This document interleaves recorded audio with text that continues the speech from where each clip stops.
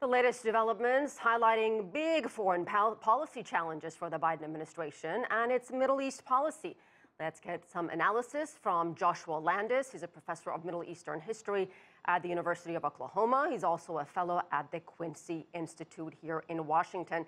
Professor Landis, let me begin with this intelligence report that implicates Saudi Crown Prince Mohammed bin Salman for approving the murder of Jamal Khashoggi. Is anything going to change in terms of the relationship between the United States and Saudi Arabia? The Biden administration facing pressure to perhaps take a tougher stance, but the question is, will they? Well, that's the big question. You know, Saudi Arabia is very important to the United States. And the Biden administration says it's taking a new look and it's going to reassess the relationship.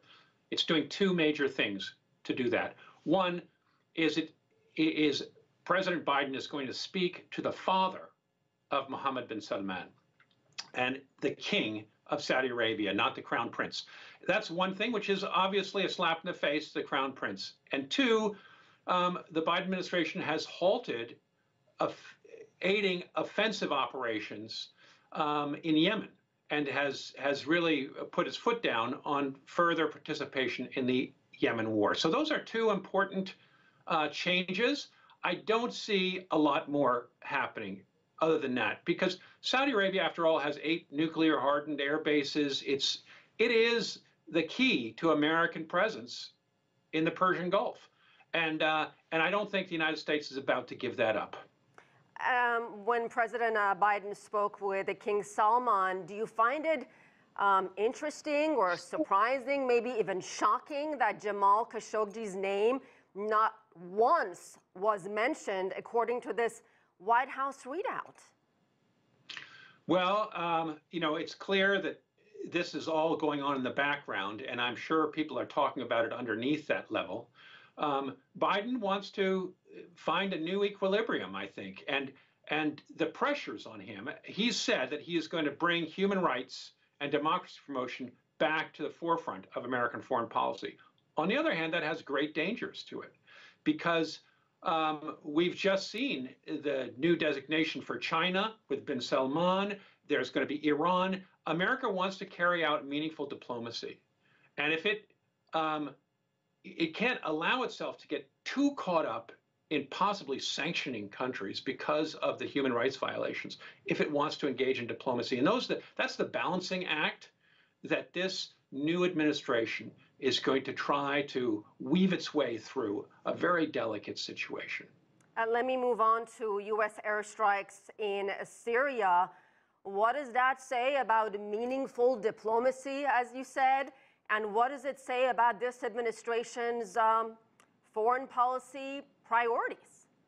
Well, I think that, you know, as far as diplomacy goes, the administration has immediately put out the word that this is the least it could have done. And it struck in Syria because there's a very low cost to hitting Syria. Syria is a new Lebanon in a sense, and it's going to be the place where these proxy tits for tats are carried out. And they didn't want to hit Iraq because they don't want to upset the Iraqi government, of which they're trying to rebuild decent relations with. And I think we've dived into some kind of negotiations with Iran. So the administration wanted to show that there is a cost to attacking an American base and wounding an American official. At the same time, they didn't want to make it so big that it would gum up the works for diplomacy. And I think the Biden administration is serious about pushing ahead with reviving the nuclear deal with Iran. Professor Landis, we keep hearing this term. We do it, other media organizations do it, Iranian-backed militia groups. Is there actual evidence that Iran backs these groups and that Iran was responsible for the attacks in Iraq? Is there actual concrete evidence? Well, that's a very good question. And I must say, I'm a bit disturbed by that leading with Iran, because these are Iraqis that are being killed and Syrians that are being killed. They're not Iranians. And yes, there may be support for these militias, but it's not clear that it's Iran ordering them to do it. Of course, that's the speculation, that this is a tit for tat. The attack on the airbase in Erbil was said to be revenge for the killing of Soleimani, the Iranian general and leader. So Iran is clearly sending a message that if the United States doesn't engage in serious diplomacy, things are can spin out of control. At the same time, nobody was, no Americans were killed in this, and it's both sides are trying to signal to the other that, yeah. Professor Landis, I want to ask you one more question. We're running out of time, and that is an old tweet from White House press secretary, who at that point in 2017 was not White House press secretary, Jen Psaki. And this is what she tweeted, and we're going to put it up on the screen for you. This is after a Trump administration strike in Syria. She said, "And what is the legal authority for strikes? Assad is a brutal dictator, but Syria is a sovereign country," clearly questioning the legality of these airstrikes launched by Trump administration a few years ago. What do you think about that?